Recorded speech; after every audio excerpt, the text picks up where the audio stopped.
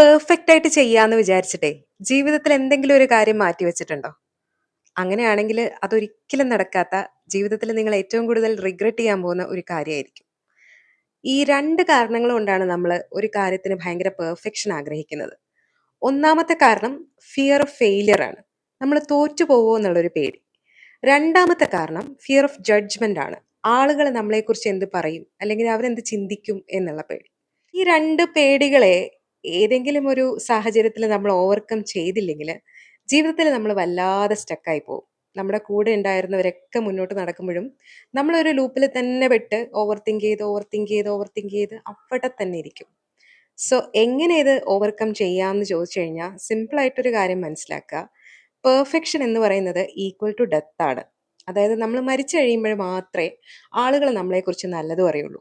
നല്ല മനുഷ്യനായിരുന്നു, ഉഫ് എന്തൊരു പെർഫെക്റ്റ് ആയിട്ടുള്ള ഒരു സ്ത്രീ ആയിരുന്നു എന്നറിയോ അവര്. സോ അങ്ങനെ മരിച്ചു കഴിഞ്ഞ ശേഷം ആരുടെയെങ്കിലും ഒരു പെർഫെക്റ്റ് സർട്ടിഫിക്കറ്റ് കിട്ടിയിട്ട് കാര്യമൊന്നുമില്ല എന്ന് മനസ്സിലാക്കുക. പിന്നെ രണ്ടാമത്തെ കാര്യം ഫിയർ ഓഫ് ഫെയിലിയർ എന്ന് പറയുന്നത് നമുക്ക് ഓവർകം ചെയ്യാൻ ഒറ്റ കാര്യം മാത്രം ആലോചിച്ചാൽ മതി. ജീവിതത്തിൽ വിജയിച്ചിട്ടുള്ള എല്ലാവരും തന്നെ അവരുടെ തോൽവികളിൽ നിന്ന് പാഠം പഠിച്ച് ആ വീണെടുത്ത് നിന്ന് എഴുന്നേറ്റ് നടന്നിട്ടുള്ളവരാണ്. തോൽവികളെ നമ്മുടെ ഏറ്റവും വലിയ പാഠപുസ്തകങ്ങളാക്കുക. എന്നിട്ട് മുന്നോട്ട് നടക്കുക. ഒരു കാര്യം ഒരിക്കലും ചെയ്യാതിരിക്കുന്നതിലും എത്രയോ നല്ലതാണ് ആ കാര്യം ചെയ്തിട്ട് തോറ്റു പോകുന്നത്. ആ തോൽവിയിൽ നിന്ന് നമുക്ക് പഠിക്കാൻ ഒരുപാട് പാഠങ്ങളുണ്ടാവും. ഒരു പുസ്തകത്തിലും ഇല്ലാത്ത, ആർക്കും പറഞ്ഞു തരാൻ പറ്റാത്ത ഒത്തിരി ഒത്തിരി പാഠങ്ങൾ. സോ ആ പാഠങ്ങളാണ് ലൈഫിൽ നമ്മളെ മുന്നോട്ട് നയിക്കാൻ പോകുന്നത്. നമ്മുടെ വിജയത്തിലേക്കുള്ള ചവിട്ടുപടികളാവാൻ പോകുന്നത് എന്ന് മനസ്സിലാക്കുക. ആളുകൾ നമ്മളെക്കുറിച്ച് എന്ത് ചിന്തിക്കും എന്നുള്ള ഒരു തോന്നൽ, ഒരു ചിന്ത. ഒരു കാര്യം മനസ്സിലാക്കുക. ശരാശരി ഒരു മനുഷ്യന്റെ മനസ്സിലൂടെ ഒരു ദിവസം ഒരു 10,60,000 ചിന്തകളെങ്കിലും കടന്നു പോകുന്നുണ്ടെന്നാണ് പറയുന്നത്. ഇനി 60,000 ഒന്നും ഇല്ലെങ്കിൽ ഒരു 30,000ത്തിൽ നമുക്ക് ഉറപ്പിക്കാം. ഒരു 30,000 ചിന്തകളെങ്കിലും എന്തായാലും കടന്നു പോകുന്നുണ്ട്.